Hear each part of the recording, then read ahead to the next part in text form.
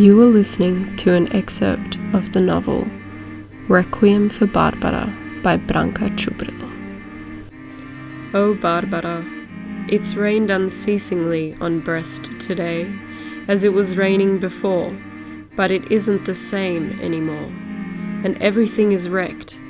It's a rain of mourning, terrible and desolate, nor is it a storm of iron and steel and blood, but simply clouds that die like dogs, dogs that disappear in the downpour drowning Brest, and that float away to rot a long way off, a long, long way from Brest, of which there's nothing left. Chapter Satyam.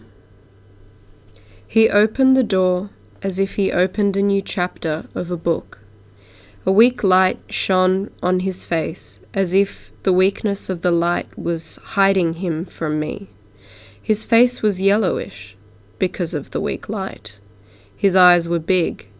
Maybe they were the most profound eyes I had ever seen. He looked extremely tall to me, and his height increased my insecurity. I was squeezing the sheets of paper in my hands when he ended the silence. Are you looking for someone?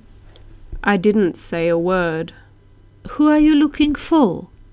I have just arrived from a long trip and haven't even had time to put my bags down.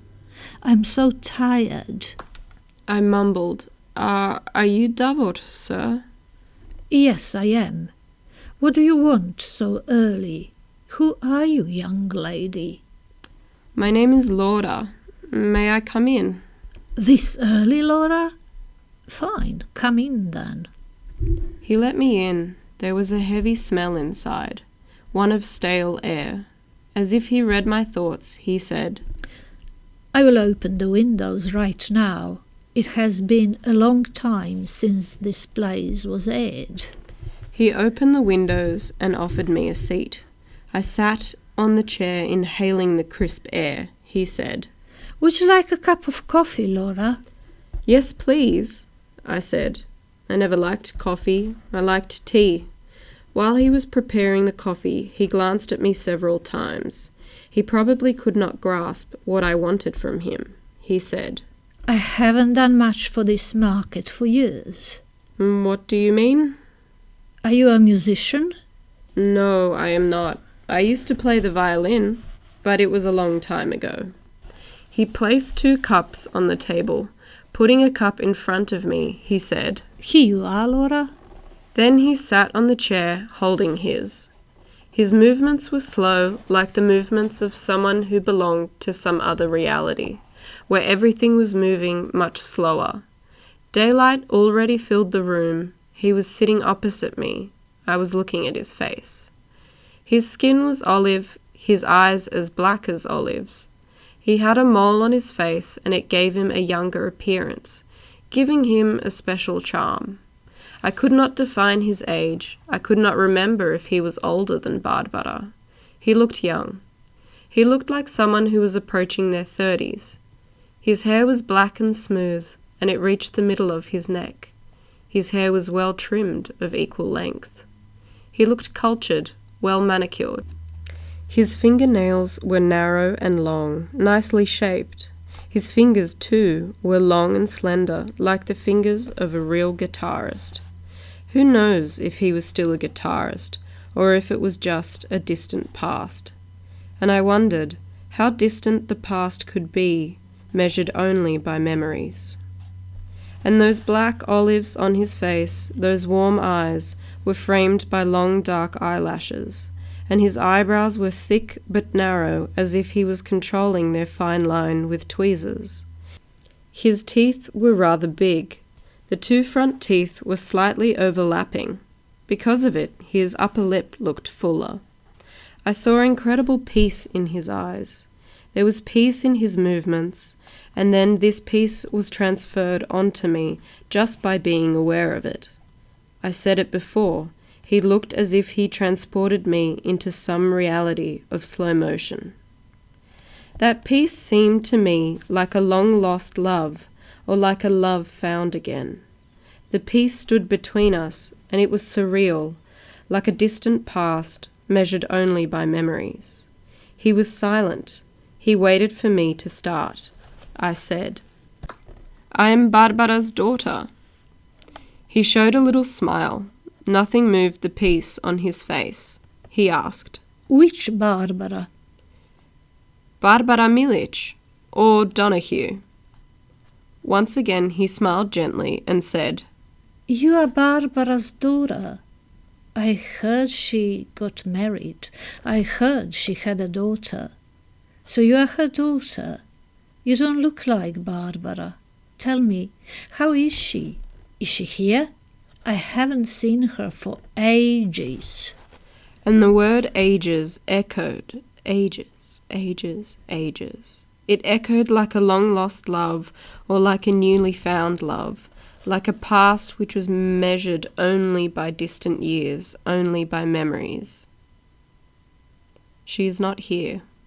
She died. Only then he shuddered.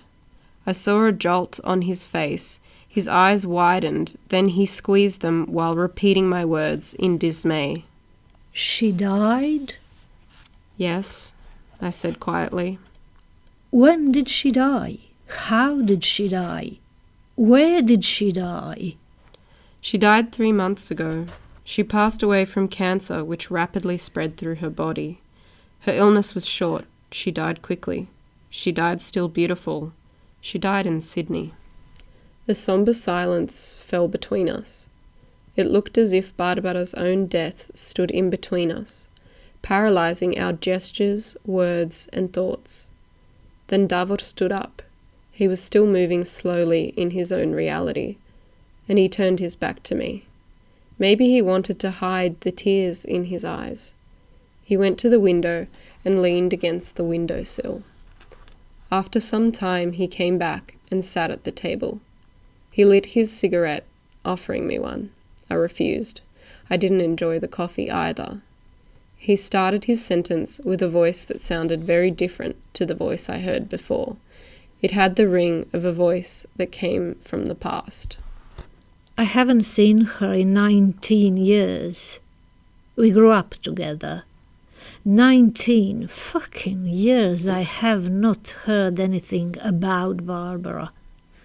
Just vague rumors. Now you come saying that she has died. I haven't even been here for the last 5 years. Last time I just came for a day. I came today to see my agent. I want to sell this apartment. You've come early in the morning telling me that Barbara died? How did you find me? How did you know I was here?" "I didn't know you were here. I was standing by the window when I saw a car with a sticker which said D. I thought this must be Davor, and I came to see if I was right." A little smile escaped from his lips. He said, "I live in Germany." Then, after a short pause, he continued, "What do you know about me? You said you thought that must be Davor. What do you know about Davor, Laura?" I put the manuscript on the table. On it was written letters to Ted. I said to him, "Ted is my father. Those letters were written to him, but I think they were written to all of us. Barbara left them to me. Maybe to you too, Davor." You have been listening to an excerpt of the novel Requiem for Barbara by Branka Čubrilo. You can find this book online on retail stores such as Barnes & Noble and Amazon. You can find out more in the link below. Like always, you can like and subscribe. Thank you for listening.